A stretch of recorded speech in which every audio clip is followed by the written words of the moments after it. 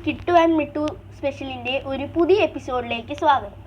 ഇന്ന് ഞാൻ നിങ്ങളെ പരിചയപ്പെടുത്തുന്നത് ഏറെ പ്രത്യേകതകൾ ഉള്ള അശോകമരത്തെയാണ്. ഹിന്ദുമത വിശ്വാസപ്രകാരം ഒരുപാട് സവിശേഷതകൾ ഉള്ള വൃക്ഷമാണിത്. രാവണൻ സീതയെ തട്ടിക്കൊണ്ടുപോയി പാർപ്പിക്കുന്നത് ലങ്കയിലെ അശോകമരത്തിലാണ് എന്നാണ് രാമായണത്തിൽ പറയപ്പെടുന്നത്. ശ്രീബുദ്ധൻ ജനിക്കുന്നത് അശോകമരത്തിൻ്റെ കീഴിലാണെന്നതിനാൽ ബുദ്ധമതത്തിലും അശോകത്തിന് പ്രാധാന്യം ഏറെയാണ്. ധാരാളം ഔഷധ ഗുണങ്ങൾ ഉള്ള ഒരു ചെടിയാണിത്. ഓറഞ്ച് മഞ്ഞ നിറത്തിലുള്ള പൂക്കളാണ് ഇതിൽ ഉണ്ടാകുന്നത്. പവിത്ര വൃക്ഷമായാണ് ഇതിനെ കണക്കാക്കുന്നത്. ഇത്രയേറെ പ്രത്യേകതകളുള്ള അശോകമരം ഞങ്ങളുടെ തറവാട്ട് മുറ്റത്തുള്ളത് വലിയ ഭാഗ്യം തന്നെ.